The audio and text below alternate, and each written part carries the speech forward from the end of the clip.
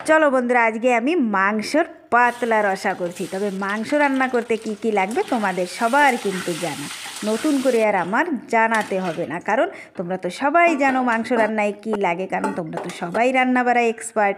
তাই আমি রসা শব্দটা বলাতে একটা কথা মনে পড়ে গেছে, যে একটা ভিডিওতে একটা দিদিভাই কমেন্ট করেছিল, দিদি রসা শব্দটা কি। তবে আমার ভাই সত্যিই জানা নেই।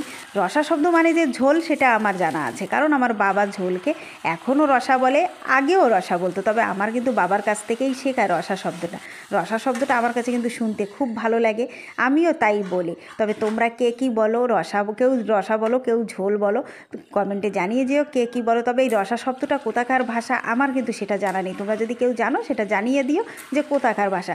আর তোমরা রসাকে ঝোল বা রসা কে কী বলতে ভালোবাসো, কে কী বলো সেটা বলো। তবে যাই হোক, রান্নাটা কিন্তু আমি পাতলা রসাই করে নিয়েছি। আর তোমাদের যদি ভিডিওটা ভালো লাগে, সঙ্গে থেকেও সাপোর্ট করো, লাইক কমেন্ট শেয়ার করো আর সাবস্ক্রাইব করো। আর এইভাবেই আমি পাতলা রসা করে রান্না করে নিয়েছি বন্ধুরা। খেতে কিন্তু দারুণ লেগেছে, আমাদের কাছে তো খুব ভালো লেগেছে। তোমাদের কেমন লাগলো একবার জানিও, আর প্লিজ একবার ট্রাই করে দেখতে পারো কেমন লাগে।